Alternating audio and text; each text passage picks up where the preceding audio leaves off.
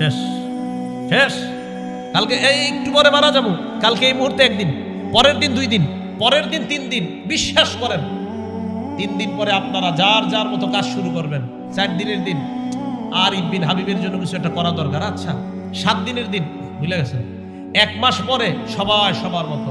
1 বছর পরে কিসের কে আর ইবনে হাবিব কোথায়, কে সে কি, সব শেষ।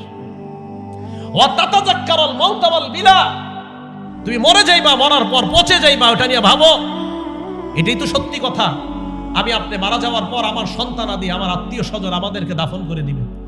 দাফন করে দেওয়ার পর একটু বলবে এই সেই, সে ভালো ছিল, সেই ছিল, সেই ছিল। 2 দিন 3 দিন আস্তে আস্তে সবাই সবার মতো চলবে। আপনার বাড়ি গাড়ি সব রয়ে গেল। এটা নিয়ে ভাবেন যে আমি যা কামাই করেছি, যা উপার্জন করেছি, সব রয়ে গেল, আমি কবরে চলে গেলাম। ভাইও আজকে থেকে ভাবেন, আজকে রাতে মাথাটা বালিশে লাগান, একটু সময়ের জন্য ল্যাপটা মুড়ি দেন, কম্বলটা মুড়ি দিয়ে চোখটা খোলেন, দেখবেন আপনি অন্ধকার, কিছু দেখা যায় না।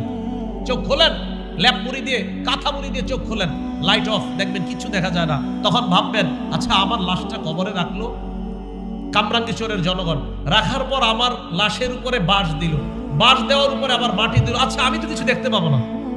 আচ্ছা অন্ধকার, ব্যাপারটা কি? ইমানদার